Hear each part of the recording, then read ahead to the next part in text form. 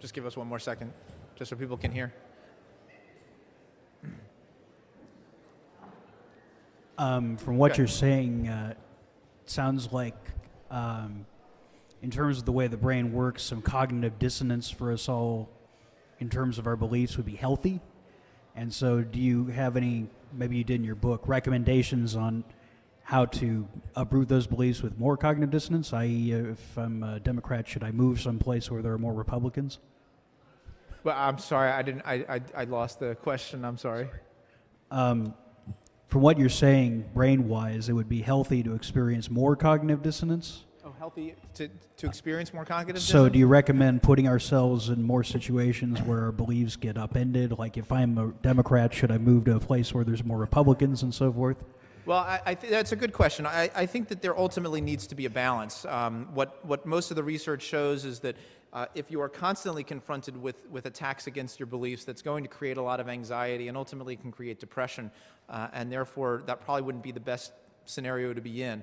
On the other hand, part of what we try to recommend, what we talk about in our book a lot, is to try to become more open to other perspectives, to at least think about them, perhaps to do that in a safe an environment as possible, and to reflect on what the various issues are that go about making other people's belief systems. It's always, you may ultimately always come back to your own beliefs, and that's probably okay because you ultimately have to have some beliefs that you hang on to. But I do think that it's good to challenge your beliefs and to think about them as long as you can do so in a safe way. If you really get to be to such a point where your beliefs become so challenged that it becomes a problem for you, then it's better to kind of come back and rest with your own beliefs for a little while before you move on. But I think the important thing here is to make sure that people are aware of all of the different biases that go into their belief systems, and to try to find ways of at least giving your own beliefs a fair shake to some degree. And it's not just to hold them for the sake of holding them, but to make sure that they're as strong as you possibly can make them, and to ultimately realize that there needs to be a certain degree of flexibility. And all of us exist in this sort of conflict between permanency and impermanency. We always are changing and adapting, and our beliefs always need to evolve with us. But on the other hand, if they evolve too much, then we ultimately lose track of who we are as an individual, and that can also sometimes be a problem. But thank you for the question. First of all, I think you have demonstrated a remarkable flexibility between sort of two worldviews or two paradigms, the science and the more transcendental one. I happen to live sort of in that space, but because my field is kind of between two different fields, not these two, but the whole question of how does one, you toggle between different views. What do we know about how we switch into X worldview or X belief system and over into Y and maybe over here into Q or whatever? Right. Where many of us have a real consciousness of different, we call it perspectives, we call it paradigms, we call it worldview. Right. And we navigate them. What do we know about navigation? Yeah, no, it's a very interesting issue. To some degree, we don't know exactly why or how people can adapt and to shift in terms of their overall views about things. Actually, to some degree, the best research that's been done addressing that kind of a topic are the studies of people who are bilingual or multilingual. And what they do find is that there are related but different areas of the brain that are activated, and it actually depends on when you became bilingual and so forth. But it is fascinating because to some degree we do have these different approaches to the world and thinking about the world that we might be able to shift around in, and other people, some people are able to do that more easily than others. And I think it is an interesting question as to, are these kind of fundamentally distinct regions of the brain that we somehow tap into, left versus right side of the brain? It's interesting that I mentioned in the morning session that the woman who wrote the book, My Stroke of Insight, her argument has been, and I mean, she's an N of one, But her argument has been that because it shut down the left side of her brain, her stroke, that shut down kind of the scientific analytical side, it allowed the right side to come online and have this much more spiritual part. And now she sometimes can almost willfully switch back and forth between those two sides. But what's going on and whether there are whole different neurons, whether it's just different connections, it's anybody's guess at this point. But it would be fascinating to understand, because one of the things that also I think becomes very valuable is the whole, and one of the areas that people are also looking into this is creativity. Yes. Because creativity is often not so much creating something de novo, but saying, I'm thinking about this problem, but I saw this television program on something completely unrelated, but I maybe kind of see another way of putting it together, and making those leaps and all that. We don't fully know how that happens, but it's a fascinating question. While you've been talking, I have periodically been thinking about the very little that I know about music and the brain. And how does all this fit? Yeah, I mean, people certainly have also looked at music and how people process music. And kind of, going back to beliefs. So it's interesting. There was one study that was done a number of years ago that looked at how expert musicians and non-musicians listen to a piece of music. And actually, what this particular study showed was that the expert musicians tended to look at the music in a much more analytical way, using more of the left side of their brain, and the non-musicians tended to look at the music in a much more sort of flowy way and looking at it from the right side of their brain. But so I do suspect that it's partially different regions, partially different sides of the brain, and but it's a really important question that we still have a long way to go to answer. Thank you. I'd like to ask about the significance of age, which you didn't mention directly. It's my impression, or maybe my belief, that the earlier that a belief system is introduced and incorporated by the individual, the more difficult it becomes for that belief system to be shaken. Right. Would you comment on evidence to that effect? Well, I mean, that certainly is true. When people have looked at a variety of different beliefs that have occurred, particularly like religious beliefs and so forth, the influence of early childhood does become very, very critical. And just how we know how the brain works, what's happening at childhood is that your brain is actually over-connected. There are many more connections. It's more active than any other time in your life. And as you go through your life, your teachers, your parents, and all that, they tell you what, I don't mean to make this sound so biological, but they tell you what neurons to connect, or disconnect, and connect. And therefore they say, don't turn the water cup upside down because it's going to make a mess, and make sure you eat properly. All these different things will affect the neurons in your brain so that you adapt and utilize the behaviors. And the earlier that you do obtain them, oftentimes they are much more difficult because they get written in as early as possible into those connections, and it takes energy to break those connections. And that's why it's kind of a bit of a double-edged sword. I mean, you need to have some stability of your beliefs. So it's good that you hold on to beliefs to some degree, but on the other hand, sometimes, especially when they are negative beliefs, where there are beliefs about people are bad, or people are, you're not a good person or whatever, that sometimes can be very, very difficult to break out of those beliefs because they have been written in so early. But it is possible. It can, if you can refocus people, and that is how a lot of the cognitive behavioral psychotherapies kind of work, which is to kind of get people to start refocusing their ideas and their ways of thinking. And this is part of what rituals do help with different religions, that if you can get somebody to refocus who wants to refocus, then it can be done. But it's especially hard to do it when somebody doesn't want to change. And again, the brain sometimes doesn't always tell us that it doesn't have a good way of looking at the world, and it's not looking at the world in a productive, adaptive way. It kind of does it the best that it thinks that it can, and that sometimes can create problems for us too. Thank you. So, thank you. Dr. Newberg, you spoke early on about the filtering process of the brain, and you emphasized how many mistakes we often make. But if we acknowledge mistakes, I guess it has to be against some background or horizon against which we could say, well, we had the wrong set of beliefs and now we're correcting them.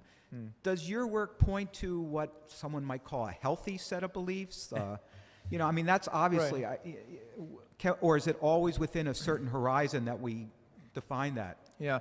Well, in terms of what is healthy, what I would probably argue is that most of the data shows that that trying to reduce your levels of stress and anxiety tend to be the most healthy. I know that sounds kind of straightforward and obvious, but when you have more positive, optimistic, loving, compassionate kinds of beliefs, and you try to focus on those positive emotional responses have tended to be shown to be beneficial from a health perspective. In fact, there was a study that came out of Holland about a year ago that just showed that just optimism itself was associated with lower levels of heart disease, for example. Now, and probably because it's associated with lower levels of stress. But as to whether there is a specific kind of belief that works best or not, we don't know, because it still needs to be something that is compatible with you. And because sometimes what can happen is there can be beliefs that are particularly negative, like, oh, let's go hate these people. I mean, that could be a fairly negative belief that can create a lot of those kinds of anxious and set off your stress hormones and so forth. But you could also have a very warm and loving belief that just doesn't make sense to you, but that creates conflict within you, and that can create problems. So part of the answer is that you have to find a belief system that does, going back to what I said earlier, that seems compatible with your emotional setup, that seems compatible with what seems rational and logical to you. And if that all falls into place so that you can feel as comfortable as possible with it, if on top of it, it happens to be a belief system which seems to be more positive, more optimistic, more loving, compassionate, forgiving, and all that. I mean, I don't mean to sound so, quite as new agey as that, but that is what the research does show, that if you can focus on more of those positive emotions of happiness and so forth, that tends to be a more healthful way of being. That's what most of those results show. But, whether or not there is a specific belief system, I don't think we know. But okay, if I could just follow up, it would seem that if you change your circumstances, your surroundings, or they happen to change despite something you've done, adaptability to the change, sort of in the same Darwinian sense of adapting to your environment. How does adaptability fit with this? Because once you get entrenched in beliefs, you're, I think, showing that it's hard to change a set of beliefs. But if you can't adapt to a new set of circumstances, then you've got that dissonance. Well, again, the social environment is very important. In fact, some interesting studies, a lot of studies have been done looking at spirituality and health, and oftentimes they find that people who are more religious and more spiritual tend to be healthier, and I'm just making that as a broad statement. There's a lot of caveats to that. But there was one study that was done that showed that when you looked at a specific religious order, when I believe this was in the Soviet Union, that before the Soviet Union came into play, when there were a lot of, it was a much more pro-religious place, they did very well, and they lived very long lives. And then when the Soviets came in and it was an anti-religious place, they didn't adapt, and they wound up with a lot, they had much more anxiety, there was a lot more problems, much more psychological distress, and therefore they didn't do as well. So, but on the other hand, if you said, well, you got to adapt completely, and therefore you were maybe asking this group to not be religious anymore, that would create anxiety the other way. So yes, I mean, there's always this balance that we have to face in terms of our own internal beliefs that make sense to us and how we ultimately try to adapt to our environment. And as with Darwinian theory, I mean, there are times where a species and a person can only adapt so much that if you do it too much, then you become something different, and then you lose what you were. So sometimes that's okay, but a lot of people don't like to do that. But it's a very important point, but thank you for bringing that up. Thank you.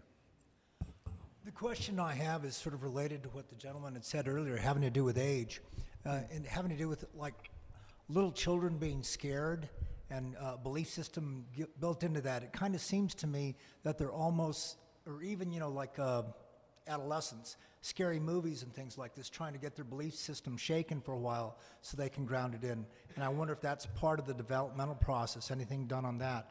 And the second part being kind of like, in terms of the fear there, they say you don't find an atheist in a foxhole type, right. That play has to do with it.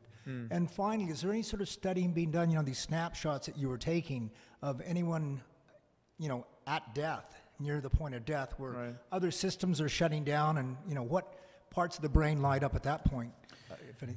Yeah, I mean, we've certainly thought about the whole. I don't know about the ethics behind it. Yeah, well, that is a little tricky. Well, actually, it's not even so much the ethical issue, but it's actually hard to do a lot of brain studies on. In other words, all of our compounds require blood flow to the brain. So if you have somebody who has died and does not have blood flow in the brain, then you can't get even the tracers there. So I have not specifically seen a whole lot of research that has looked at that, but there have certainly been a lot of... I'm not saying died, but at the point, where they're starting to see the ancestors visit them, Right. and they're, these... Well, where they're going. yeah, no one has done that per se. No one has been able to do that just yet. But it would be fascinating to be able to see what those effects are. We've actually did write a paper on the near-death experience about what are the physiological changes that we think go on during them. So we do have some ideas as to what may happen, but we're not, we don't know for sure. But and as far as the beliefs that you were talking about in terms of being an atheist in a foxhole, I mean, it gets a little bit back to the other gentleman's question about what you are, what your beliefs are, and how flexible your beliefs become, and how you adapt in a particular situation. But Well, where I was kind of going was the fear. I mean, one of Fear. my ultimate fears is dying. yes, And I'm kind of just theorizing that maybe we're practicing that Mm-hmm. as children. These well, yeah, because again, going back to the question also about what's healthful. I mean, being in a very fearful state, in general, is not a great state for us to be in, because obviously there's something that we're scared of. If it could be death, it could be injury, what have you. And to some degree, our brain does want us to feel better about it. We try to find ways of feeling calmer. And in fact, I mean, what is interesting is that when you do talk to people who've had these kind of near-death experiences, and I mean, many of you may have even had not a near-death experience, but like a car accident, where all of a sudden what happens? You feel enormously calm, and everything starts to happen in slow motion. And it's kind of your brain's way of protecting itself in some ways. In fact, a lot of times people talk about being able to think more clearly than they normally, like all of a sudden everything got real clear. And so it is a way that the brain does seem to work to be able to move us towards those more positive, calmer kinds of experiences, because at some point that's a better way for us to be able to work with our environment. It helps to maintain our body better, and it may even, in a near-death kind of scenario, like a car accident, maybe you will function better by, if you just completely freak out, well, that may not be such a good thing for you to do. It's probably the person who maintains their level of calm and maybe, figures out a way to get out of the situation a little bit better than somebody who is really not able to think as clearly. So it might help us in terms of those processes as well. So, very interesting. I have the impression that some people have many more beliefs and other people have fewer beliefs, and also that some people hold on to their beliefs harder and other people are easier or readier to give up beliefs. How do you account for all of this? Yeah, I mean, those are really interesting questions that we don't know right now. It'd be fascinating to... Part of the problem is that it's hard for us to know how to measure that, because, as I mentioned that one study about religious and non-religious individuals, and what we tend to say, well, we might make a statement like what you just said, that maybe there are people who are more willing to accept other people's beliefs, or more willing to change their beliefs. But how do you evaluate that? And how do you evaluate that subjectively first?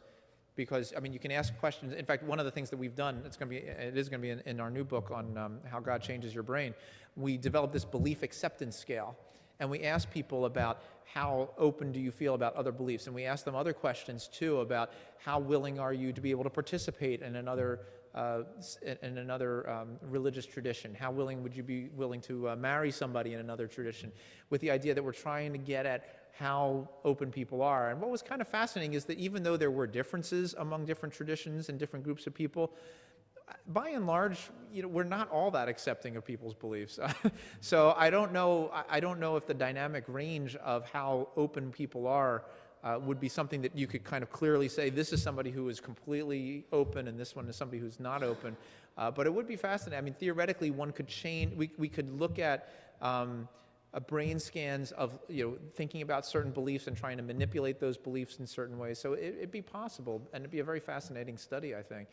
But at this point, I don't think we know exactly what the biology is of those beliefs. And one other study that I'll just throw out, because this is kind of an interesting study and pertains to this, is that there was a study that was done where they showed people what were effectively kind of like Rorschach type of pictures, and asking them what things that they saw in it. And it turned out that religious people saw more things in those pictures than non-religious people did. But what happened was that the religious people saw more things that were in those pictures, but sometimes saw things that were not in those pictures. The non-religious people never saw things that weren't in the pictures, but sometimes didn't see the things that they should have seen. So again, they all kind of make mistakes, but a little bit differently. And one of the things that was interesting about that study is that they gave the non-religious people a drug that stimulates the dopaminergic system, and when they did that, then it raised them up into the same level of responding. So, we're kind of getting around some of those questions, but we haven't quite gotten to it exactly yet. But thank you. I'm 76 years old, but I could empathize a little bit with that 6-year-old. But my question is a little more academic. Back in the late 70s or early 1980s, we had a lot of interdisciplinary courses around here and a lot of grants. And there was a hot theorist at that time by the name of Perry, and he had something called the Perry scale. And the argument was that students came in mostly as simple dualists, and on his scale that was a 1 or 2. You had to take them through relativism, which was a 5, to get them up to a 9 or 10 where they were tolerant with their own beliefs and knew what they stood for. But the idea was you had to go through a stage of relativism. My question is, should I give up that as myth or not? Is that still valid? That particular scale? Or, Yeah. Well, what part you're talking about giving up? Well, the idea of going from simple dualism, that students had to be taught to doubt, that they need to be tolerant of other beliefs, and they have to go through a stage of relativism to get up to the top stage, which is a committed relativist. Yeah. And we would go around campus saying, that student's a number 2. She's a 5.